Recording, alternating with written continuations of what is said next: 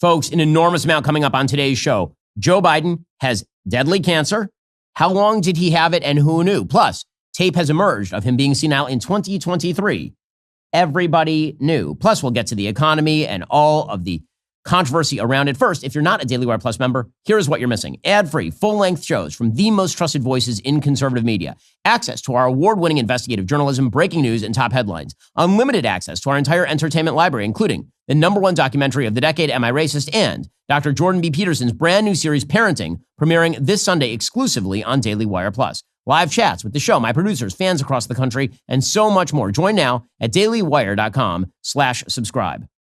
Folks, what we are watching right now is one of the most cynical uncoverings of scandal in the history of American politics. It really is an amazing, amazing thing. So why don't we begin with this? Obviously, our hearts go out to the former president of the United States, Joe Biden, who's been diagnosed with metastatic prostate cancer. That diagnosis, of course, has now been revealed just months after he left office. And everybody has been expressing their good wishes for the Biden family and for Joe Biden personally. Obviously, the announcement of stage 4 cancer, which is what Joe Biden apparently has. It's metastatic prostate cancer that moved apparently from the prostate all the way into his bones. It's an aggressive form of prostate cancer. The statement went out 3:56 p.m. Sunday afternoon. Apparently, having been seen by medical professionals earlier last week for a finding of a prostate nodule, he was diagnosed Friday with stage 4 prostate cancer with metastasis to the bone, an aggressive form of the disease. There's a 10-point scale, the so-called Gleason score. He has a 9 on a 10-point scale. It doesn't mean that he is definitely terminal. Prostate cancer moves slowly.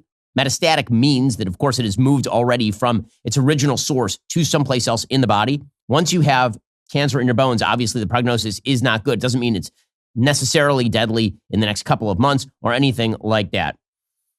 Barack Obama put out a statement saying, Michelle and I are thinking of the entire Biden family. Joe's a fighter. I know he will face this challenge with the same strength, resilience, and optimism that have always defined his life. That is Kamala Harris. Donald Trump, President Trump wrote on Truth Social, Melania and I are saddened to hear about Joe Biden's recent medical diagnosis. We extend our warmest and best wishes to Jill and the family and wish Joe a fast and successful recovery. Now, obviously, everybody's heart goes out to somebody who is stricken with cancer. We have to ask the obvious question. Who knew this and when did they know this? Prostate cancer is not a fast-moving cancer. Prostate cancer usually takes years to develop to the point of metastasis. It is a very slow-moving cancer, actually, which is why usually, I asked my doctor wife about this, when it comes to sort of standard of care, there's a little bit more wiggle room on when prostate exams are done or when PSA tests are done, which is effectively a form of blood test in which they can see certain elevated counts that lead to a suspicion that you may have cancer or not. But when I asked my wife about this yesterday, she said, when was his last physical, his last recorded physical? The answer was February 2024 was his last recorded physical. His last recorded physical did not include a PSA test. She said, that's definitely weird. I mean, he's the president of the United States, so you would do as much of a workup panel as you possibly could. This is not like your average 82-year-old guy or 81-year-old guy, where, okay, maybe you check for PSA, maybe you don't. In fact, as people get older, sometimes people don't check the PSA because it's such a slow-moving cancer that the suggestion is that by the time the cancer actually would kill you, you'd be dead anyway of old age. With that said, as people are living older and older, if you're in your 80s, there's a pretty good shot that they're going to do a PSA. So I didn't want to rely on just my own medical expertise or my wife's medical expertise. I also asked our friends and sponsors at Perplexity, given the fact that President Biden was diagnosed with stage 4 prostate cancer with metastasis to his bones, how long was he likely suffering from cancer before his May 2025 diagnosis? Also, what is the standard for PSA testing for men above the age of 50 in the United States? So here is what Perplexity tells me. Former President Biden was diagnosed with stage 4 prostate cancer with bone metastasis in May 2025, characterized by a Gleason score of 9, indicating a highly aggressive cancer. While the exact timeline of his cancer progression is unclear, metastatic prostate cancer typically develops over several years. High-grade cancers often progress faster, with studies suggesting metastasis can occur within 2 to 5 years if untreated. Again, 2 to 5 years, because it didn't develop over the course of the last year. Biden's diagnosis followed increasing urinary symptoms and the discovery of a prostate nodule, which underscores the importance of early detection. So what are the standards? Well, it turns out that the U.S. Preventive Services Task Force says there are individualized decisions for age 55 to 69 and no routine screening after 70, but Medicare covers annual PSA tests for anyone over 50. Medicare. And as my wife, I did ask her, PSA testing. She's a family physician. She said, literally every physical that I did for anybody over the age of 50, I recommended that they may as well get a PSA test. So it beggars the imagination that Joe Biden did not have one. The notion that there was no knowledge whatsoever of developing cancer in Joe Biden for years on end. And we only found out about this. This is only diagnosed at stage 4. Typically, when you have a stage 4 cancer diagnosis and it's sudden, it is not a prostate cancer diagnosis. That is typically some much faster form of cancer that has developed. And again, this is not just me saying this because I am not a doctor, but you know who is a doctor? Dr. Ezekiel Emanuel is the left's favorite doctor. He's one of the designers of Obamacare, and he appeared on Morning Joe this morning.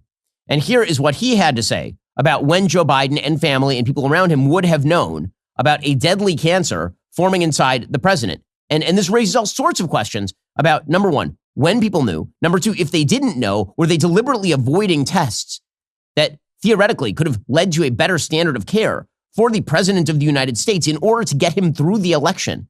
And this all ties into the broader scandal about the fact that he's obviously in the mid stages of senility. They knew this during the campaign. There was open talk of him having to use a wheelchair after he was elected. And so, again, this announcement actually raises more questions than it answers. If the idea here was that they were going to drop this cancer announcement as a way of sort of distracting from the questions about his senility. And again, that theory is out there, and that theory is not totally crazy, considering the fact that you have people like David Axelrod openly suggesting that now would be an amazing time to stop talking about all of this because obviously you have a president who's ailing, and that's really bad. And so you have people literally saying, like David Axelrod, the former Obama advisor, that we should stop talking about his senility because he has cancer. That's ridiculous. That's ridiculous. This creates more questions. I mean, this is a scandal. I'm sorry. It's just an absolute scandal. Everybody knew in 2020 that Joe Biden was not full well. Everyone knew this.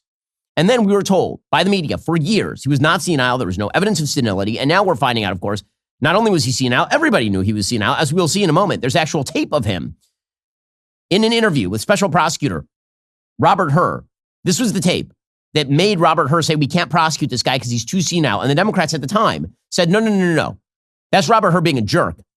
That's terrible that Robert Hur would say that. So they all knew he was senile. Now the question is, did they all know that he had cancer? Or if they didn't know that he had cancer, how did nobody know that he had cancer? This is, again, not a fast-moving form of cancer. This is the kind of cancer that it takes 10 years to develop. That's not me saying that. That is Dr. Ezekiel Emanuel saying that. Here he was on MSNBC. Well, doesn't it take some time for prostate cancer to develop to a point where it would spread to the bones? Oh, he's had this for many years, maybe even a decade, growing there and spreading. That's right.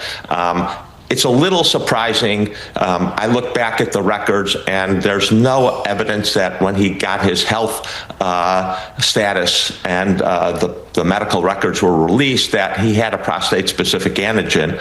Now, it is true that a lot of people recommend not doing a prostate-specific antigen after 70, but President Biden's been in public life a very long time. He was vice president and had a lot of exams under 70. So it's a little surprising that they didn't do it, and maybe President Biden decided he didn't want the test. Okay, that is crazy. Okay, he's saying what I was saying a moment ago, which is he was the vice president of the United States. Then he was the president of the United States. The notion that you would not do a PSA test, which is a very easy test to do. You wouldn't do a PSA test on the sitting president of the United States, a person who, by the way, apparently had a history of cancer. Joe Biden himself said in 2022, he said he had cancer in 2022. And then they said, oh, he meant that a while ago he had skin cancer. Is that what he meant? Is that what he meant? Here he was in 2022. And because it was a 4-lane highway that was accessible, my mother drove us, and rather than us be able to walk. And guess what? The first frost, you know what was happening? You had to put on your windshield wipers to get literally the oil slick off the window. That's why I and so damn many other people I grew up have cancer.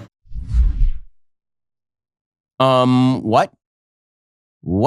I mean, he said that in 2022 and everybody went, wait, what is he talking about right now? Wait, what now? Huh? Well, which cancer was he talking about? Okay, beyond that, here is the bottom line for all of this. These questions are perfectly legitimate. The entire media are going to now mobilize to say you cannot ask these questions. A tragedy has occurred. You cannot ask these questions. Absolutely, you can ask these questions. Absolutely, you should ask these questions because we now have a series of questions. Dr. Jill Biden, okay, she was there the whole time. She knew. She doesn't have any excuses. She knew he was going senile. Everyone knew he was going senile. And yet she continued, like Edith Wilson, to promote his presidential candidacy the entire time. I mean, 2 weeks ago, she had him out on tour on The View. Hey, he was doddering. He could barely speak a sentence. And she was finishing his sentences on The View. She was still trotting him out. What kind of person does that to their ailing husband? Who does that? That's wild. Where's the rest of Joe Biden's family? Where's Hunter? Where's beloved Hunter in all of this? Where are his kids? Why was there no one around him to say, no, you can't do this? Not just on the basis of his senility, but now maybe on the basis of the fact that he apparently has a deadly cancer. The overall chance that a person diagnosed with metastatic prostate cancer is alive after 5 years, around 37%, according to the American Cancer Society. So who knew this? When did they know this? Why did we not know this? And by the way, who the hell was president for the last several years? I mean, that's a serious question. He had physical problems. He had mental problems. And we were told the Democratic Party tried to make this person president for another full term. They tried to make him president for another full term. How delusional is this? So delusional that some people still have the delusion. James Clyburn, who is the congressman from South Carolina, who more than any other person made sure that Joe Biden was the nominee in 2020 as opposed to Bernie Sanders. Yesterday, he said that Joe Biden was fit for 4 more years. By what standard was Joe Biden fit for 4 more days? Here was James Clyburn. Do you think that Joe Biden really would have been able to perform as president all the way through January 2029 when he would be 86? Yes, I thought that back then. I still think that, but I don't know that. When people ask me, did I know this or did I know the other? And the fact of the matter is, no, I didn't. And you make my point here. So it's not all about age. I've seen people develop Alzheimer's when they're in their 30s and 40s. So it's not about age. It's about the ability to do the job. And I never saw anything that allowed me to think that Joe Biden was not able to do the job. Okay, so, I mean, my goodness. And we'll get to the senility issue in just a minute because all this stuff ties together. Now, again, there were people who actually were talking about this a while ago. There were people who were talking about this in 2024. So, for example, there was, in fact, a report in 2024 of a serious medical issue involving Joe Biden. This is from July 22nd, 2024. Jordan Schachtel reporting that President Biden began his campaign trip in Las Vegas. But the day before he abruptly left town, he delivered a keynote address in front of a packed crowd of 5,000 people at the NAACP National Convention at the Mandalay Bay Hotel. He was scheduled to deliver the keynote at another annual convention at the MGM Grand, but he didn't appear at the convention or any of his scheduled events later that afternoon. Instead, he left town, departing Las Vegas on Air Force One for Rehoboth Beach, Delaware, where he remained. Since that trip, he had announced over social media he would not seek a second term as president. So they suggested it was because of COVID-19. But actually, as Charlie Kirk at the time had reported, that he said he got a call from a source close to Las Vegas Metro. The official story was that Biden's trip was cut short because of COVID. But according to the source, U.S. Secret Service informed Las Vegas Metro there was an emergency situation involving Joe Biden and that they had to close necessary streets so the president could be transported immediately to University Medical, which they began to do in earnest. And then there was a stand-down order, and Secret Service informed local Vegas PD they were going to fly the president to Johns Hopkins, back east. Apparently, the rumor mill in the police department was that Joe Biden was dying or possibly already dead. Okay, Laura Loomer, of course, also tweeted at the time, suggesting that the president had a terminal illness. So again, who knew what when? I find it extraordinarily difficult to believe, like bordering on the impossible, to believe that no one knew about Joe Biden and his cancer until like last week. I find that impossible to believe. Truly. That is a slow-moving cancer. This is a president who must have been tested over and over. By the way, we should change the law. Seriously, the law should be changed with regard to presidential health advisories and notifications and public disclosure. It is not just a matter of medical privacy how the president is doing. That is a matter of national security, and it matters to the American voters. The president should be required, of both parties, the president should be required to make a full paneled health test every year. And we should know about it. We, the American people, we are owed that. We should know whether the president has cancer. We should know whether the president has a mental condition. We should know whether the president has high blood pressure. It shouldn't be up to the hand-picked doctor of the president of the United States to cover up his health condition. That is a violation of the bargain that the American people have with their elected leaders. I mean, it's unbelievable, truly. And again, that does not stand in the way of sympathy for a man who has cancer.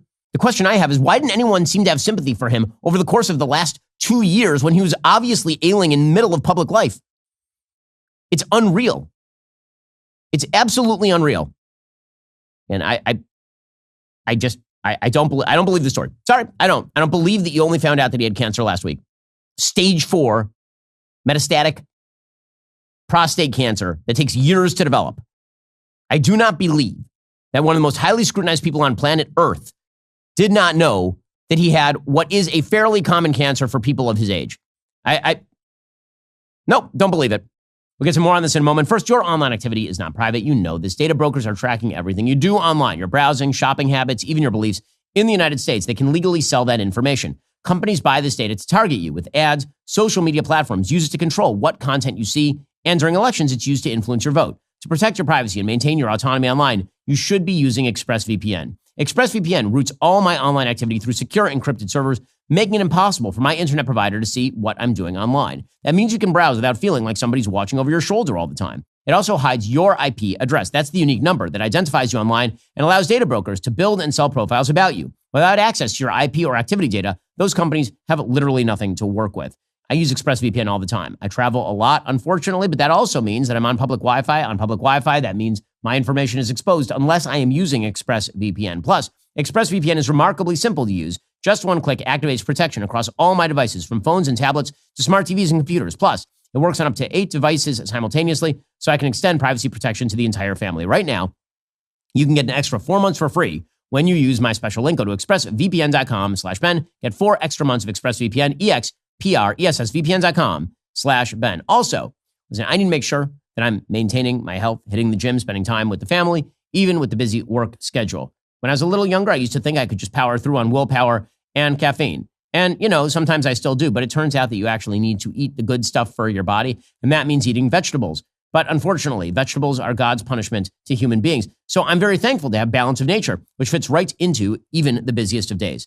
Imagine trying to eat those 31 different fruits and veggies every day they tell you to eat. That sounds pretty miserable and time-consuming. With Balance of Nature fruits and veggies, there's never been a more convenient dietary supplement to ensure you get a wide variety of fruits and veggies daily.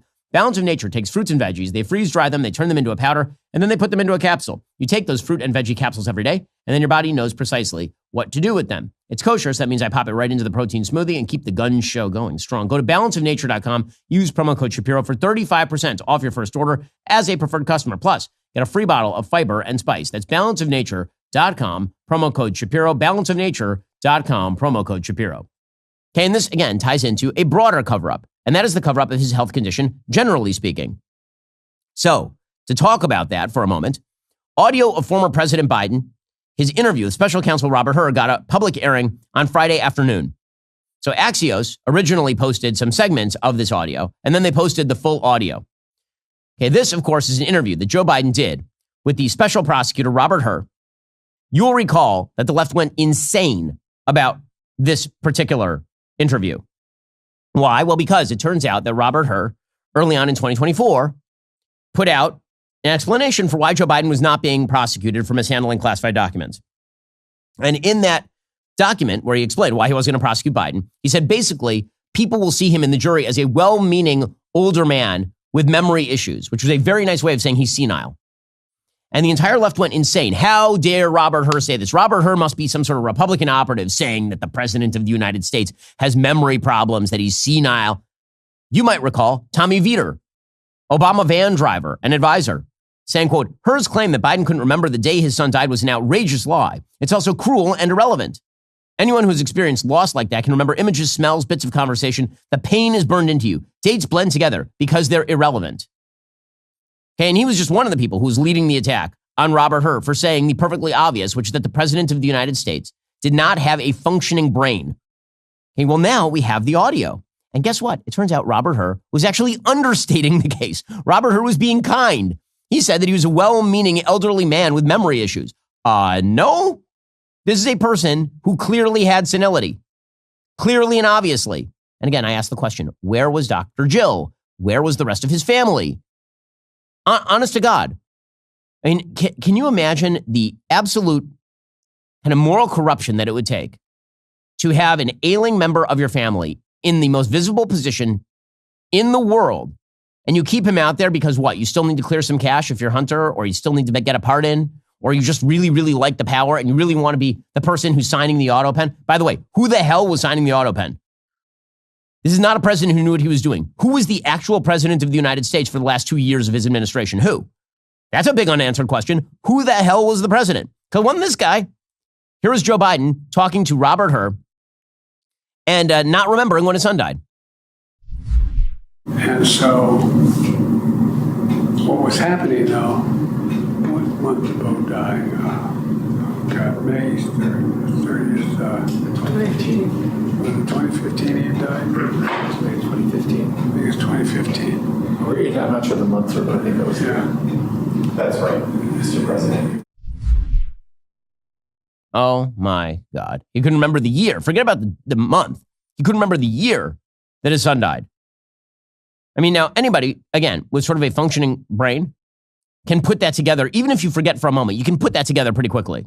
Or if you ask me, for example, the year that my children were born, I can give you the years that my children were born and also the dates because I know my kids.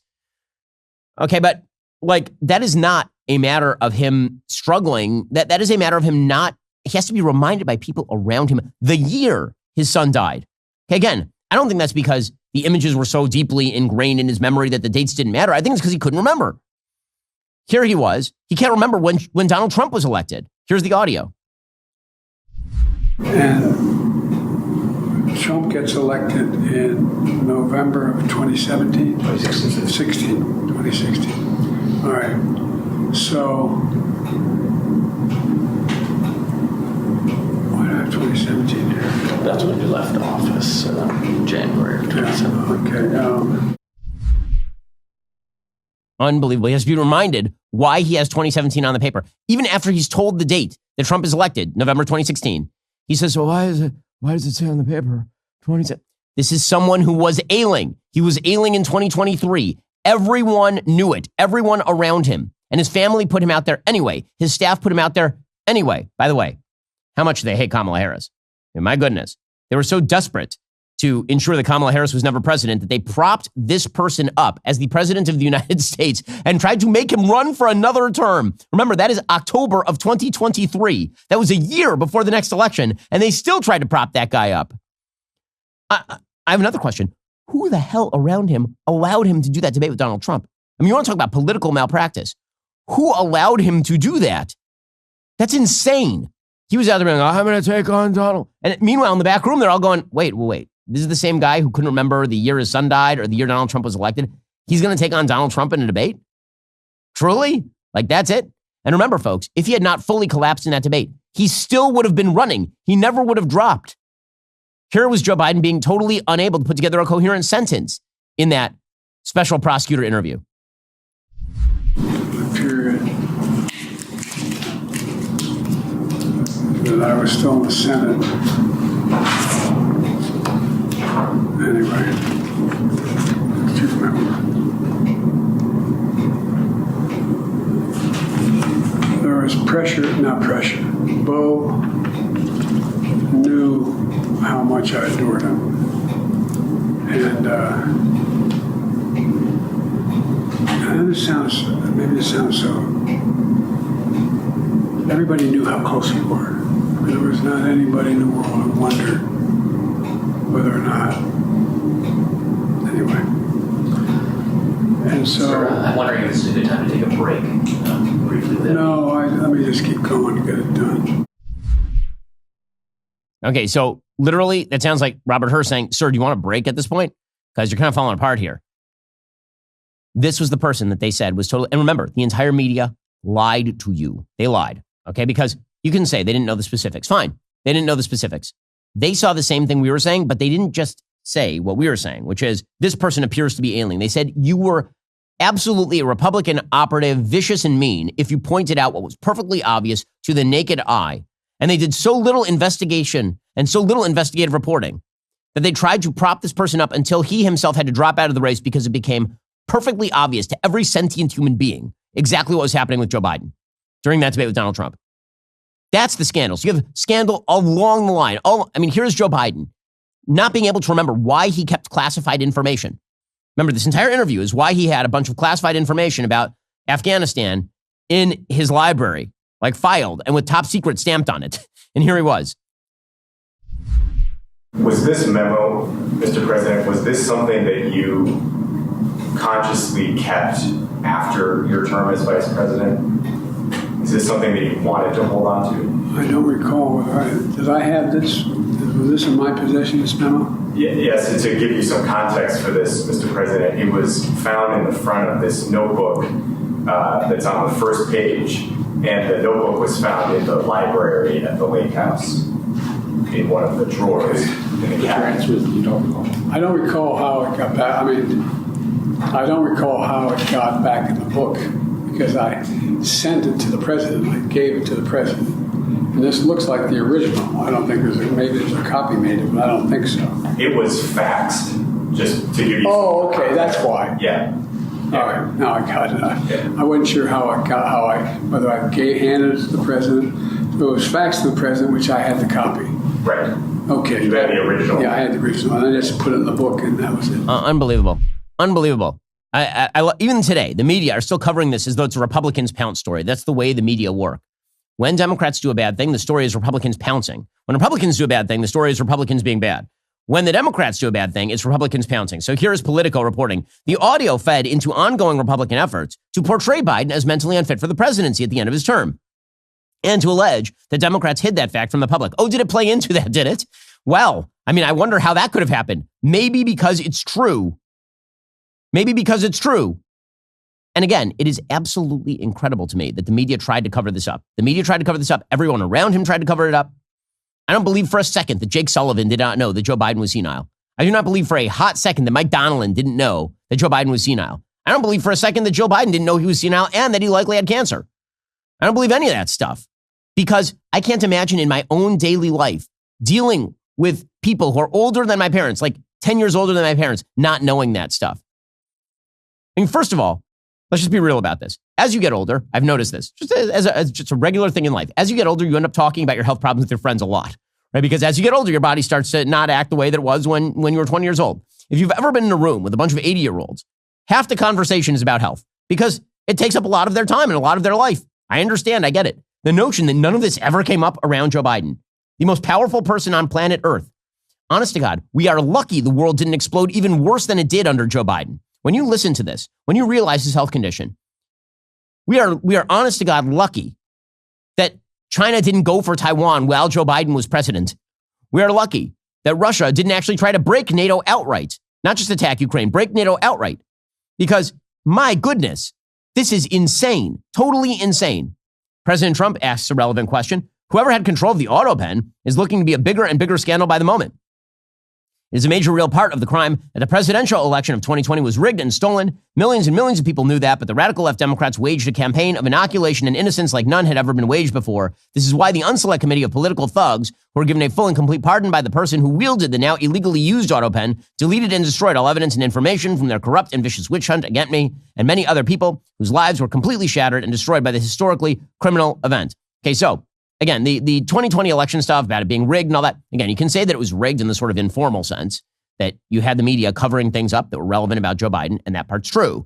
If what he means is that votes were changed and all, again, but that's not the issue here. The real question is, who was the president of the United States?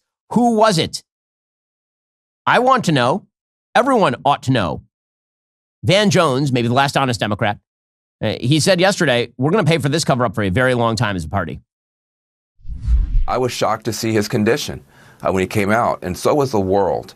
And that wasn't the first time he was in that condition. The book makes it very, very clear. There are people who knew and said nothing. And that is a crime against this republic. And I think the Democrats are going to pay for a long time for being a part of what is now being revealed to be a massive cover-up. Okay, and Van Jones, again, he's being honest about that. I remember I had a conversation with Van in the middle of the campaign, and he was saying the same things. So Van has been honest about this for a very, very long time. Speaking of people who are not honest about this, Senator Chris Murphy, who's attempting a quixotic 2028 candidacy, he was saying that the reason that Donald Trump is in the White House is because the Democrats didn't have the balls to oust Biden. Now, there is some truth to that. Imagine for a second that Joe Biden had actually been ousted from the presidency, not in the middle of 2024, but like in the middle of 2023, when everybody knew that he was gone. It turns out it was earlier than that. But imagine that Joe Biden, 2 years into his presidency, had stepped out. Kamala Harris becomes the president. And now you have open primaries in 2024. Does that change the trajectory? I think Donald Trump still wins. But he's not wrong. The Democrats tried to push this horse over the finish line. They propped El Cid, like almost literally a dead body, on the horse. And it turns out that it didn't work, because then Kamala Harris actually got her shot and she lost anyway in the most humiliating electoral defeat maybe of all time. Here is Senator Chris Murphy. But ultimately, in retrospect, you can't defend what the Democratic Party did, because we are stuck with a madman, with a corrupt president in the Oval Office, and we should have given ourselves a better chance to win. Okay, I mean, the fact that he's admitting it is kind of the whole thing. Everyone knew on a sort of colloquial, casual level what was going on. But now what we are learning about the president's mental state, what we are learning about the fact that he had, in fact, a slow developing, now deadly cancer. I mean, deep immorality. It's not just political malpractice, which of course it is. It is deep immorality. Lying to the American people in this way is deeply immoral. Using an old man who is clearly in ailing mental and physical health in order to get done your political job is just vile. It really is. And everyone around him, everyone who knew, everybody who enabled this should be put out to political pasture as soon as humanly possible. I'm not just talking about members of the family, obviously, who will be. I'm talking about all the senators, all the Congress people, all the political advisors. This is a stain on the Democratic Party. It should be. It's a stain on the media. I mean, you wonder why the media's trust numbers have collapsed. This is the reason the media's trust numbers have collapsed, because for several years, anytime anyone said, hey, why don't you look into that? Like, no, it's Republicans pouncing. Again, it was never Republicans pouncing. And the saddest question, the one that honestly you have to ask, but it's really sad you even have to ask this, is if Joe Biden now has stage 4 deadly cancer, 2/3 of people who have it die within 5 years, according to the stats. And if this was slow developing, one of two things is true. Either they knew, and then how did they treat him if they knew? Was he getting treatment all the time he was in the White House? Who was doing that treatment? How did that not leak? Okay, that's number one. Like, the best possible scenario here, just on a moral level, is that they knew and that they got him the treatment that he needed, and the cancer just is winning. That's the best possible. And then there's the worst possible moral outcome, which is they knew he was ailing, they knew he was old, and they either specifically did not test him, or they did test him and didn't get him the treatment he needed because they needed him to remain in the presidency.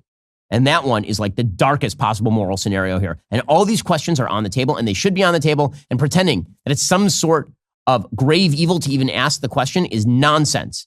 It's nonsense. As you know, I'm not in the business of just asking questions here on the show. I don't like just asking questions, meaning like throwing out speculation without any proper proof. Okay, the medical evidence suggests, not according to me, according to every doctor that I've talked to, this thing was slow developing, which means there was ample time to diagnose many people who could have known. So either they did not do the PSA tests because for whatever reason they decided they didn't want to know the answer, or they did the PSA tests and they probably knew the answer, and then things get even darker from there. This is an evidence-based question, not a question of just total speculation. And it implicates everyone around him. Between the cancer story and the senility story, this is a nuclear bomb at the heart of the Democratic Party and the heart of the media. And it absolutely should be treated as such. We'll get to more on this in just one moment. First, if you're the owner of a growing business the way I am, imagine a hiring approach similar to speed dating, but instead of meeting potential romantic partners, you would be meeting multiple qualified job candidates in a single scheduled session. Granted, no one actually likes speed dating, but people do like hiring qualified candidates quickly. Wouldn't it be nice if there were an efficient format that allows you to connect with several pre-screened interested applicants all at once, streamlining your recruitment process? Well, very good news, there is. It's Zip Intro from Zip Recruiter. You can post your job today Start talking to qualified candidates tomorrow. And right now, you can try Zip Intro for free at ziprecruiter.com/dailywire. Zip Intro transforms your hiring process with its streamlined approach to candidate assessment. You just select a convenient time slot. We handle everything else, finding qualified candidates and managing all the scheduling logistics on your behalf. You maintain complete control over which applicants you'd like to meet. The best part? You could be connecting with promising talent as early as today. All you have to do, go check out ZipRecruiter right now. It's hiring made remarkably simple. Enjoy the benefits of hiring with new Zip Intro. It's only from ZipRecruiter, rated the #1 hiring site based on G2. Try Zip Intro for free at ziprecruiter.com/dailywire. Again, that's ziprecruiter.com/dailywire. Zip Intro. Post jobs today. Talk to qualified candidates tomorrow. Also, most universities at this point, they're a problem, but not Grand Canyon University, a private Christian university in beautiful Phoenix, Arizona. They believe we're endowed by our Creator with certain unalienable rights: life, liberty, the pursuit of happiness. GCU believes in equal opportunity and that the American dream starts with purpose. GCU equips you to serve others in ways that promote human flourishing and create a ripple effect of transformation for generations to come. By honoring your career calling, you impact your family, your friends, and your community. Change the world for good by putting others before yourself to glorify God. Whether your pursuit involves a bachelor's, master's, or doctoral degree, GCU's online, on-campus, and hybrid learning environments are designed to help you achieve your unique academic, personal, and professional goals. With over 340 academic programs as of September 2024, GCU meets you where you are and provides a path to help you fulfill your dreams. The pursuit to serve others is yours. Let it flourish. Find your purpose at Grand Canyon University. Private, Christian, affordable. Visit gcu.edu. Again, find a university that actually fulfills your spiritual and your political needs. At the same time, it's actually helping you fulfill your dreams. Find your purpose at Grand Canyon University. Private, Christian, affordable. Visit gcu.edu. Meanwhile, the questions about the economy remain at kind of a significant high at this point. Moody's put out a downgrade of American debt yesterday. That downgrade in the credit rating was based on the fact that Moody's is saying that we are just going to continue to blow out our debt. That obviously is true, but that's been true for a very long time. Moody's does have a political angle to it. There's just no question about this. Moody's is constantly moving its ratings up and down in response to sort of political politics that you could best describe as a sort of center-left take on the world. This notion that the debt was great, and now that the Republicans are going to pass a tax bill that basically continues the trajectory of debt along the lines it already was, that is what that really sinks the credit rating. That, of course, is really silly. Now, do we have a massive debt problem right now? Absolutely. The 30-year yield on bonds right now is really high, like around 5%, meaning that is the rate that investors are basically charging the government to take a 30-year bond, which means significant uncertainty as to whether they're going to get paid back in inflated dollars or whether it's even worthwhile to buy a 30-year bond. That means that there's not a lot of faith in the markets that 30 years from now, the United States is going to have paid off its debt in fiscally responsible fashion. Now, the Treasury Secretary, Scott Bessent, he says that Moody's is a lagging indicator. Here he was yesterday. First of all, I think that Moody's is a lagging indicator. I think that's what everyone thinks of credit agencies. Larry Summers and I don't agree on everything, but he said that when they downgraded the U.S. in 2011. So it's a lagging indicator. Okay, it may be a lagging indicator, but it is also true the United States has a massive debt problem that will be solved by neither party. Basically, the Republicans and Democrats have decided that when it comes to the debt, they're just going to shift around the chairs on the deck of the Titanic and fight over who gets to do the shifting. To be perfectly frank about all of this, the death of the Tea Party, the much derided Paul Ryan. Paul Ryan actually cared about this stuff. He might be the last Republican leader who truly cared about this stuff in a serious way. And that was considered insufficient to the day. And so he was ousted. Meanwhile, Walmart has been warning that prices are likely going to rise because of the tariffs, which is, of course, true. When you artificially increase the price of your inputs, then the price of goods tends to rise as well. So President Trump put out a statement. And again, we may have to bring back good Trump, bad Trump here because, again, he's doing so many things every single day that there's a solid mix of good and bad from President Trump. This one definitely falls into the bad Trump category. President Trump put out a statement that says, quote, Walmart should stop trying to blame tariffs as the reason for rising prices throughout the chain. Walmart made billions of dollars last year, far more than expected. Between Walmart and China, they should, as is said, eat the tariffs and not charge valued customers anything. I'll be watching, and so will your customers. Okay, Bernie Sanders, calm down there. Okay, I'm sorry that price mechanisms work according to market principles, and that if you artificially boost the prices people have to pay for things, when they then use those things to sell to someone else, the prices go up. that, of course, is the predictable result of artificially increasing the price of anything, is that further down in the chain, prices are going to rise. And yelling at people for prices rising is not good economic policy. It's not good political policy. I'm old enough to remember when Barack Obama did the exact same thing. There were people, during when Obamacare was first passed, who would put on bills how much more you were paying for things because of Obamacare. And the Obama administration got really mad. They're like, how dare you inform people that their prices are going up because of Obamacare? And the answer was, well, yeah, because you just stacked a new cost on people. So now the prices are going to go up. When you stack a new cost on goods and services, the prices go up. And yelling at Walmart to eat the tariffs is really quite foolish. Again, you want to say to the American people, the prices need to go up to absorb temporary pain so we can rejigger our trade relationship with China. That at least is honest. But eat the tariffs is a ridiculous statement. Eat the tariffs. Come on. And yes, Walmart, I'm sure, is desperate to politically harm the administration. First of all, the family that owns Walmart is traditionally fairly Republican. Second, Walmart is a low-cost store. You think they want their prices to go up on their consumers? Walmart's competitive advantage is that it undercharges pretty much everybody in the immediate area. That's always been the critique of Walmart, is that it undercharges everybody like the local mom and pop stores. And so now you're going to yell at them when the prices go up? It's silly. It's bad economic policy. I would expect it from Bernie Sanders. I do not expect that from the current president of the United States. Scott Bessent, again, he has to do his best with the cards that he has dealt. The Treasury Secretary says Walmart will eat some of the tariffs. Well, listen, I'm sure they will. I'm sure that it won't all come out in the pricing, but come on. I was on the phone with Doug McMillon, the CEO of Walmart, yesterday, and Walmart is, in fact, going to, as you describe it, eat some of the tariffs that just as they did in 18, 19, and 20. Okay, so again, that is fine, but try and pretend that there are no trade-offs in economic policy is, of course, very, very silly. And the notion that we're out of the woods on the trade war, that obviously is untrue as well. So yes, we are negotiating some bilateral trade deals. It will take a while for all that to come out in the wash. The current average tariff rate in the United States for incoming goods is the highest it has been since 1932.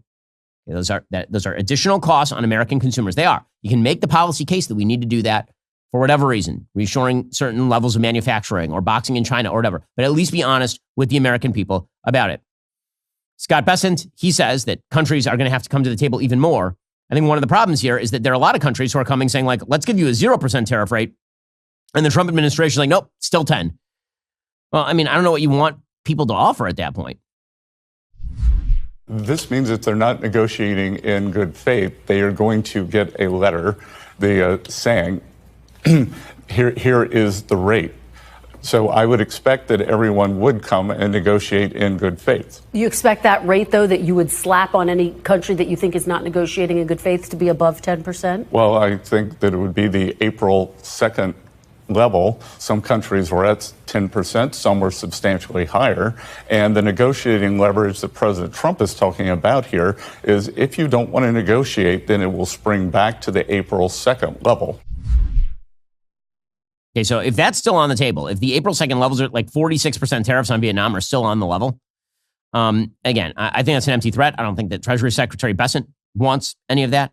However, to pretend that we are better off today in terms of our tariff rates, our trade policy than we were on April 1st, before Liberation Day, would be to maintain ignorance of the current economic plans of the administration. Meanwhile, the question of whether the big, beautiful bill gets done before Memorial Day is still on the table. So yesterday, the House Budget Panel finally did approve the Trump Big Beautiful bill following some hardliner resistance. According to Politico, House Republicans finally launched their party line tax and spending package from the Budget Committee late on Sunday night.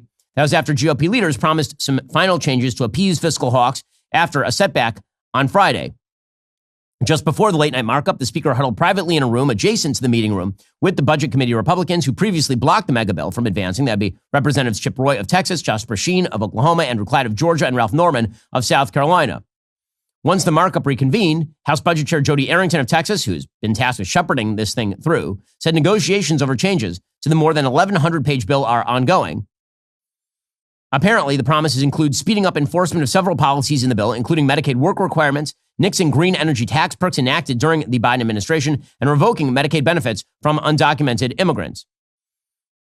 All four of those Republicans did not end up voting at all in the committee. They just ended up voting present, which shows that they don't love the bill, but they're not going to hold up the bill at this point. Whether this still passes without any of those changes actually being enshrined remains a questionable thing. Basically, as I said right at the beginning with the big, beautiful bill, the choices were going to be between maintenance of the Trump tax cuts and a bunch of crap, or non-maintenance of the Trump tax cuts and slightly less crap.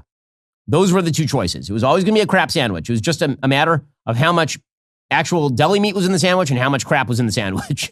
And the answer was, if you have a big, beautiful sandwich, more crap, more deli meat. If you have a no deal, then no deli meat and still some crap. That was kind of the way to think about all of this. This is why President Trump is pushing very hard for Republicans to get it done. He's starting to weigh in significantly more vocally. He put out a statement on Truth Social, quote, Republicans must unite behind the one big beautiful bill. Not only does it cut taxes for all Americans, it will kick millions of illegal immigrants off of Medicaid to protect it for those who are the ones in real need. The country will suffer greatly without this legislation, with their taxes going up 65%. It will be blamed on the Democrats, but that doesn't help our voters. We don't need grandstanders in the Republican Party. Stop talking and get it done. It's time to fix the mess that Biden and the Democrats gave us. Thank you for your attention to this matter. And of course, this is the right move from President Trump. If the bill does not pass, the economy is going to crater. I mean, it is that simple. Right now, the markets have priced in the current tax rates and current regulation. If the tax rates spike, then what you will see is the economy drop. Investors will pull their money out because they know that they're going to be paying higher tax. It will restructure business in the United States. Again, the markets have already priced this in. Now, does this mean the bill is perfect? Far from it. There's a bunch of junk in this bill, like true junk in this bill. It is true that our debt problems are out of control. It is also true that nothing that's currently being proposed would solve our debt problems. Russ Vought over at Office of Management and Budget, he makes the case that this bill is better than what Democrats would have, which of course is true. I mean, again, that is like saying that you are a better singer than William Young or whatever his name was, the guy from American Idol who could barely warble. Like, yes, this is better than what Democrats would provide. Also, the current status of my health is better than a man dying of gangrene. Like, yes, Democrats are very, very bad at these particular things. But that doesn't mean that the one big beautiful bill is going to really bend the cost curve in a significant way. Russ Vought says the current House bill includes $1.6 trillion in savings. These are not gimmicks, but real reforms that lower spending and improve the program. The bill satisfies the very red line test that House fiscal hawks laid out a few weeks ago that stated that the cost of any tax cut could be paid for with $2.5 trillion in assumed economic growth, but the rest had to be covered with savings from reform. This bill exceeds that test by nearly $100 billion. $36 trillion in debt is not solved overnight. It's solved by advancing and securing victories at a scale that over time gives a fighting shot to addressing the problem. Okay, but what are the actual problems with the bill? Well, it includes a bunch of bad spending still on Medicaid. Much of the good stuff in the bill only kicks in late. The Wall Street Journal editorial board points out that it is good that the bill makes the 2017 tax reform permanent. It's also good that the 2017 reform's 20% deduction for small businesses that pay at the individual rate is made permanent. However, the bill does, in fact, stealth raise the top marginal tax rate by limiting itemized deductions for the 37% top tax bracket. It also has a bunch of tax cuts for some groups and tax increases for others. So the bill limits a tip exemption to an occupation which traditionally and customarily received tips before December 31st, 2024. Unclear what exactly that means. I mean, plumbers, electricians, do they actually get tips, for example? Seniors earning up to $75,000 get an enhanced $4,000 deduction, which is a pure vote buying exercise. That's on top of the $16,000 standard deduction. All of those tax breaks expire in 2028. By the way, this is one of the ways that you hide the cost of bills, is you say that something's going to sunset that never will sunset. You say, well, it's only going to cost a certain amount of money over the next 3 years, knowing it will absolutely be greenlit for the next 30 years. The bill also includes an increase, I believe, in the child tax credit. They're going to make the $2,000 child tax credit permanent at another $500 through 2028. Again, those are not child tax credits. A lot of people who are getting those credits do not actually pay taxes. There's an increased $30,000 deduction for assault. Bottom line is this. Does this make major changes on the spending front? No. Does it have to be passed? Yes. Welcome to the world of politics where neither party and basically the American people are not willing to do the actual hard work of having serious conversations about our debt crisis, which means eventually we are going to have to go into austerity measures or inflation or raise taxes or all three. Those are the actual options that we're going to hit probably sometime in the next 5 to 10 years. Okay, meanwhile, the Supreme Court has now extended its block on President Trump's deportation bid under the Alien Enemies Act. So they are not ruling that President Trump cannot use the Alien Enemies Act to deport members of Tren de Aragua.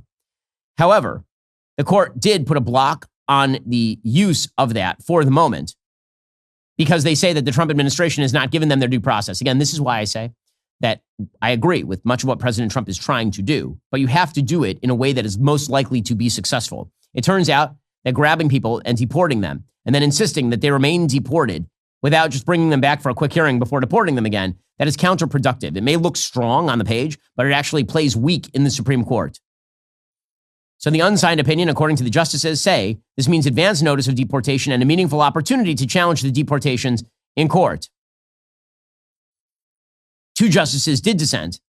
That'd be Clarence Thomas and Samuel Alito, saying that this is plenary power of the executive branch. The ruling does not say, again, that President Trump cannot use the Alien Enemies Act. It just says that if you're going to use it, then you actually do have to pay attention to the due process clause of the Constitution. So it is not the big victory that the Democrats are playing it as. It's also not the giant loss that President Trump has been suggesting that it is. Meanwhile, in foreign policy news, a pretty amazing story out of the Washington Examiner about the influence of Qatar. So we've been talking about this for several weeks at this point. Actually, going back further than that, we've been talking about Qatar and its relationship with Hamas and its relationship with Al-Qaeda and the Muslim Brotherhood and all the rest. Well, the Qatari embassy spends a fortune doing outreach. That outreach has shifted dramatically from the left side of the aisle to the right side of the aisle, particularly in the aftermath of President Trump's election. Well, now a piece from the Washington Examiner finds that the Qatari embassy paid a PR firm $180,000 per month. It's called Luminate Advisors, a registered foreign agent. They paid them $180,000 a month, nearly $2 million a year. And the only thing listed on their new FARA form is acquiring the interview with Tucker Carlson and the Prime Minister of Qatar. According to the official FARA filing, the date that this particular PR agency and Tucker Carlson agreed to conduct that interview was February 26th, 1 week before the interview aired. The stated purpose of the interview in the FARA documents was that Qatar was going to get pretty rich massage treatment in that interview. So again, the PR agency was paid a fortune to acquire this interview with Tucker, and they did their job. They got the interview with Tucker, and Tucker gave a very, very, very, very glowing interview with the Emir of Qatar. Again, this is just indicative of how much Qatar tries to intervene in American politics. And prior to Election Day, about 10% of communications from Qatari foreign agents to people in politics in the United States were directed at conservatives, either outlets or commentators. After President Trump won, that shifted to over 50% of total correspondence. They tried to do outreach to Fox News Digital, Just the News, the New York Post, the Daily Mail, the Washington Examiner. And Qatar obviously is spreading its money around. This is why we should all be quite suspicious of the kinds of business deals that Qatar is trying to cut with people in the Trump camp. Qatar does not do things without strings attached. Clearly, they have an agenda. Pretending they don't have an agenda is an act of willful ignorance. Okay, meanwhile, again, it is a mistake for President Trump to be going after media outlets that are pointing out that Qatar is spreading its influence this way. So President Trump went on Truth Social and attacked ABC News. Now, normally, I'm totally up for the attacks on ABC News. This one happens not to be particularly accurate. He says, why doesn't Chairman Bob Iger do something about the ABC fake news, especially since I just won $16 million based on the fake and defamatory reporting of little George Sloppodopoulos? He was given warnings, but just couldn't be restrained by management. Now I see they're at it again. I again give these sleazebags fair warning. The wonderful country of Qatar, wonderful country of Qatar, is a country of 2.6 million people, 300,000 of which are actual citizens. Some 2.3 million are either foreign workers or possible slaves. Qatar, again, one of the bigger funders of terrorism on planet Earth and a gigantic funder of propaganda operations in America and elsewhere. The wonderful country of Qatar, says President Trump, after agreeing to invest more than $1.4 trillion in the United States of America, deserves much better than the misleading fake news. Everyone, including their lawyers, has been told that ABC must not say Qatar is giving me a free Boeing 747 airplane because they are not. Instead, and as fake news ABC fully knows and understands, this highly respected country is donating the plane to the United States Air Force Defense Department, not to me. By the way, ABC News said that. They also reported that after the plane is used by President Trump, it will then go to the Trump Presidential Library. That is one of the stipulations of the contract. That's not their fault. If you don't like the deal being reported, don't do the deal. By the way, it's going to be really expensive to retrofit that plane. They basically have to take it apart piece by piece to make sure that there's no Chinese tech in there. In any case, the situation in the Middle East continues to be quite fraught on a wide variety of fronts.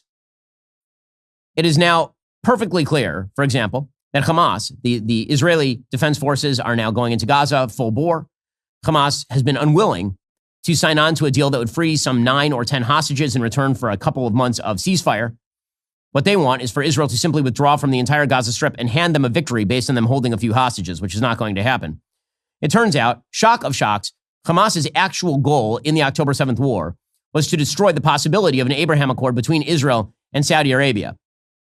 Days before the assault that left nearly 1,200 dead, according to the Wall Street Journal, Yahya Sinwar, Hamas's Gaza chief, told fellow militants that an extraordinary act was required to derail the normalization talks he said risked marginalizing the Palestinian cause, according to the document reviewed by the Wall Street Journal. So they were openly saying that they wanted to sink the Middle East peace process. Again, these are the wonderful people so much of the left are backing and a few on the right. Wonderful, wonderful people. Meanwhile, Tayyip Recep Erdogan, who is the dictatorial leader of Turkey, is flexing his power in the Middle East. He obviously has been taking over large swaths of Syria in cahoots with HTS, the terrorist group that we are now relieving sanctions on. Again, you can make the case for relieving sanctions based on some actual normalization procedures, getting rid of terrorism, moderation, all the rest. There had better be some strings attached to the revocation of Syrian sanctions. Erdogan believes he's now in control of foreign policy. Here he was basically, I do have to find this hilarious. He basically finger trapped Emmanuel Macron. It's so weird. So Emmanuel Macron, who's a schmuck of schmucks, the current president of France, he is a joke of a leader. He's unpopular in his own country for good reason. He has, in foreign policy, consistently provided space for terror supporters. Here is Erdogan basically showing physical dominance over the president of France by grabbing his fingers and not letting go. Very weird.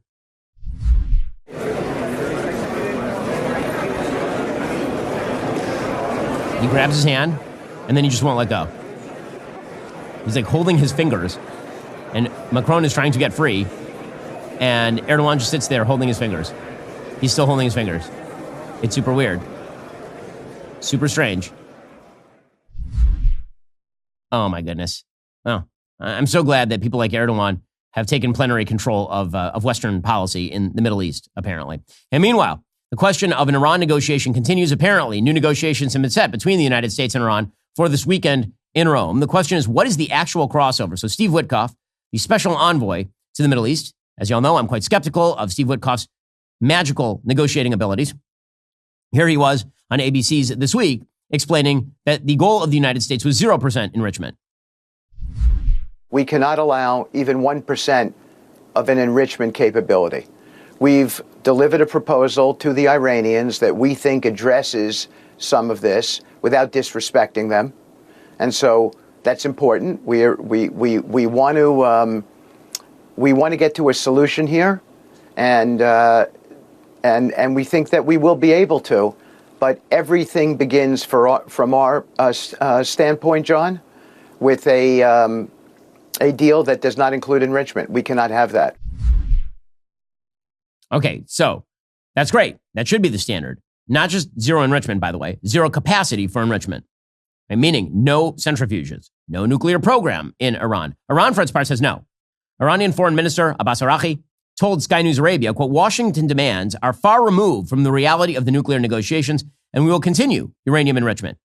So what exactly what exactly are they negotiating over? This is what remains unclear. Is it just Iran trying to buy time? Is it the United States trying to forestall the possibility of either an American or an Israeli attack on the nuclear facilities? All of this remains unclear at this point. I'm still struggling to see what the actual end goal is that seems to be achievable in any way, shape, or form. And if the proposal ends up being something like a delayed JCPOA, 3 years of no development, and then 3 years from now you can do what you want, that is a fail. The United States Senate has already said they will not sign off on anything remotely like that. Meanwhile, negotiations sort of continue over Ukraine. I say sort of because President Trump had conversations today with both the Ukrainians and the Russians. Vice President J.D. Vance explained there's a deadlock in talks to end the war. Putin does not know how to get out of the war. He said if Russia doesn't cooperate, we will eventually announce this is not our war. Well, I mean, I don't know what exactly that means. This is not our war. I mean, presumably what that means is that the United States will get out of both sides. I have a question. That's exactly what Vladimir Putin wants. I mean, Putin is hoping the United States get bored and walks away. That is what he wants out of this. That is the goal. If what J.D. Vance means is something else, namely that we'll walk away from the negotiating table and then we'll continue to support Ukraine sufficient so they are not overrun by the Russians, agree. If what he means is we're going to walk away and basically just abandon Ukraine in the face of the Russians, that would be a bad policy. Totally unclear at this point what any of this means. Vice President Vance did meet with Ukrainian President Zelensky in Rome on Sunday. The meeting at the U.S. ambassador's residence, it was also attended by the Secretary of State Marco Rubio, according to the Washington Post, came as world leaders attended the inaugural Mass of Pope Leo XIV. Zelensky described the session as a good meeting. Zelensky said pressure on Russia must continue until it is ready to stop the war. He reaffirmed Ukraine's readiness for real diplomacy and stressed the importance of a full and unconditional ceasefire as soon as possible. Again, as I've said, Zelensky is doing the stuff that Trump wants him to do. Vladimir Putin is not doing the stuff that Trump wants him to do. Now, how successful exactly is the call between President Trump and Vladimir Putin? Trump had expressed some optimism about this, suggesting that he was going to get a ceasefire done, that Vladimir Putin respects him enough that he will do something along those lines. Steve Witkoff was suggesting the same sort of thing. Here was Witkoff on Sunday. I want to be a bit more positive about this. I believe that the president is going to have a successful call with Vladimir Putin. They know each other. The president is determined to get something done here, and hopefully, if he can't do it, then nobody can. So I leave it to the two leaders to have that call. So again, it's going to be very unclear as to what happens from here, but it should be made clear at this point that Vladimir Putin does not actually want anything like a negotiated peace that sets the lines where they are. He does not want that. Vladimir Putin believes the United States will eventually walk away. And hell, if you were Vladimir Putin, you'd probably believe that too. The United States has, over the course of the last 20 years, walked away from the Kurds, the Afghans, the people of Hong Kong, and now maybe the people of Ukraine. So why wouldn't they? I mean, really, like that is the game that Vladimir Putin is playing. He's playing the long game here. The United States is going to have to play a similarly long game if we actually wish for Vladimir Putin not to take over the entirety of Ukraine. Meanwhile, my friend Dan Bongino, who is now the deputy director of the FBI, did a sit-down interview over the weekend. Dan is fantastic. And one of the things I like about Dan is that Dan is a truth teller. He's just going to tell you the truth, whether you like it or not, which is, again, a wonderful thing. He did say something that he was on with Kash Patel. They were talking about how they were quite properly going to go into a deeper investigation of Russiagate. That, of course, has been Dan's kind of main focus since 2017, when the media started covering Donald Trump as though he was a Russian cat's paw. So they talked a lot about that. But one of the other big sort of revelations was Dan Bongino said, listen, despite all the speculation, Jeffrey Epstein did in fact kill himself. Okay, I'll tell you why I like this. The reason I like this is because I'm not a big fan of just pure speculation. I too have played the did Epstein kill himself game because, I mean, pretty suspicious. But I believe Dan Bongino. I don't believe he's lying for the deep state. If there's one person who can be trusted not to lie for the deep state, in fact, it would be Dan Bongino. Here was Dan saying a truthful thing. I mean, listen, they have a right to their opinion, but as someone who has worked as a public defender, as a prosecutor, who's been in that prison system, who's been in the Metropolitan Detention Center, who's been in segregated housing, you know a suicide when you see one, and that's what that was. He killed himself. You want me to? I've seen the whole file. He killed himself. Okay, so. Yeah, good for Dan Bongino. This is one of the reasons I like having Dan Bongino in there is because Dan ain't going to hide the ball. Dan is not going to lie. Okay, that's true for Kash Patel as well, but it's certainly true of Dan, who I know well. So good for Dan. That's good. Again, transparency is in fact the best medicine. Okay, meanwhile, the Trump administration, in other good things, continues to go after major universities that are absolutely promoting anti-American trash and violating the Civil Rights Act at the same time. Linda McMahon, the Secretary of Education, She's talking openly about raising taxes on endowments for universities. This is worthwhile. It is. I mean, the reality is that these universities have become propaganda outlets for a far left viewpoint, very often in violation of the Civil Rights Act. And treating them with kid gloves is not the way. Here is Linda McMahon expressing this. Let's go back to Harvard for a minute when they have almost a $53 billion endowment. Now, there's a small endowment that tax that's on endowments that's currently in place. It's about 1.4%, and that's, on, universities that have at least 500 students that are on tuition. So that's at about, I think, $500,000 per student is kind of the barometer they look at before the taxes start. So this is really going to increase that. But it's about $2 million per pupil that gets, sort of waived before the taxes start. But it's a ton of money if you look at it. Sure. That is going non-taxed. Even though universities will say we use most of our endowment for student aid and for research, well, don't you think that's what they should be using those endowment dollars for? Okay, she is right about all of this. She also says, if Harvard actually wants to make a deal with us so we don't tax their endowment, probably they should just let us in. That would actually be the proper solution. Well, we'd like to see them do the things we've asked them to do in the letter. We would like for them to let us come in and sit with them and see exactly what they're doing. Show us what they're doing. They're doing a lot of talk about the things they're doing, but if they really are doing these things, then they should not object to allowing the task force or other members that have been assigned to come in and take a look at exactly what they are doing. Okay, so again, all of this is proper. Hey, Harvard should try to cut a deal. That's what they should do. Harvard should absolutely try to cut a deal with the Trump administration and actually abide by, the Civil Rights Act as they are supposed to do. It is truly amazing to me to watch people suggest that violation of the Civil Rights Act is perfectly okay so long as it is done against Jews. That's the argument anyway. Again, free speech on campus is a thing and should be a thing. However, the Civil Rights Act does apply to federal taxpayer dollars. And it doesn't stop applying just because you agree with some of the things that are creating an environment of harassment. Listen, if you don't like the Civil Rights Act in general, or you don't like its application to universities, fine with me. Let's talk about it. I'm open to that.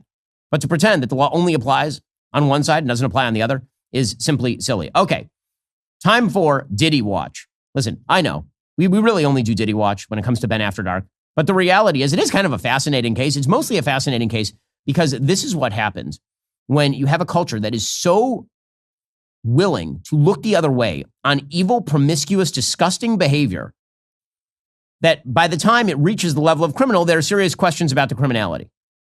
That's the part of this that really is astonishing, because there is an open legal question when it comes to the trial of Sean Diddy Combs as to whether he committed the crimes that are alleged. Because the crimes that are alleged are sex trafficking, not him being a complete piece of bleep, which he clearly is. And so that's actually the defense. The defense that Diddy's team is currently running is that Diddy is a piece of crap, but he's not a piece of crap who's trafficked. And one of the problems that the prosecution is going to have in this case is that he is fully admitting to, for example, beating up his girlfriend. But there's a difference between that and cross state lines trafficking.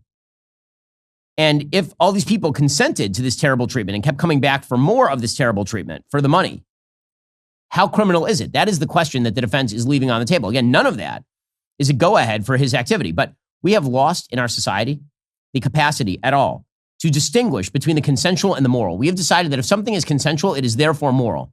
Now, again, there's sort of three categories here: consensual, moral, and legal. Okay, very often, something that is consensual is immoral, but also legal. But we have decided, basically, because as a country, we are more secular now, and because as a country, we no longer believe in morality and legality being separate in any serious way. Kind of on both sides, it's very strange. We now determine that if we don't like what somebody did, it must be illegal. Even if it was, immoral and not illegal, it has to be illegal. Like moral and legal are the same category now. We're conflating the two categories. Again, this is not a legal defense of Sean Diddy Combs. Again, we're still getting all the evidence. But that's the defense that he is making. According to the Wall Street Journal, faced with a mountain of video and photographic evidence of their client's violence toward women, the defense strategy is to own the bad behavior rather than make excuses. At the same time, his lawyers are trying to make clear domestic violence isn't the same as trafficking. Candidly acknowledging Combs' flaws might bear fruit in winning credibility with the jury, according to defense lawyers who aren't involved in the case. If you defend the indefensible, the jury isn't going to believe anything you say, said Moira Penza, a former federal prosecutor and partner at the law firm Wilkinson Steckloff. So again, Diddy's already taken the reputational hit. So why wouldn't he actually just say, yeah, I engaged in all this gross and terrible behavior, but it's not criminal? Sarah Kristoff, a former federal prosecutor, said lawyers for Combs know they can't get around the video or Cassie Ventura's detailed testimony of her toxic relationship with Diddy. The legal argument, she said, Combs did bad things, but not these bad things. This is according to the Wall Street Journal. Prosecutors told the jury in their opening statements that as proof of the racketeering conspiracy, they would show that Combs committed kidnapping, arson, and bribery. As one example, Combs bribed Intercontinental security staff with $100,000 in an attempt to keep video surveillance footage of his hotel hallway attack on Ventura under wraps, they allege. Prosecutors will also likely point to Ventura's testimony as proof of the conspiracy charge, which involves showing Combs and those in his inner circle agreed to commit crimes as part of the group. She told jurors he had his security team take her to a plastic surgeon after she suffered a gash to her head during one of the attacks. But Combs' lawyers are going to try to argue both instances were consistent by their with their defense, saying he didn't do those independently. He was trying to cover up his abuse. So yes, he was abusive, and yes, he did those things, but he wasn't doing bribery for the sake of doing bribery. He was basically doing this stuff because he wanted to cover up what exactly the underlying crime was, which was, actual domestic violence. It's sort of a fascinating case, again, because what we actually should have just said years and years and years ago is that people in Hollywood are disgusting, vile and disgusting. But we've fallen into this trap now of if a woman stays with a man for long periods of time after he demands she does these degrading things, that somehow all of that would be okay except for the criminality. It was never okay. What he did was not okay. What she did in staying with him was not okay. And we would be much better off in a society that did not suggest that the consensual and the moral were the exact same thing, because they absolutely are not. Meanwhile, apparently, Diddy is actively working for a Donald Trump pardon. Oh boy. I don't think that's going to happen. I have a hard time believing that's going to happen. But Kanye West, who in his spare time, when he's not building shrines to Hitler, has publicly appealed to President Trump for a pardon, sharing on X, President Trump, please free my brother Puff. Wow. That sounds just awesome. Now, Combs has praised President Trump in the past.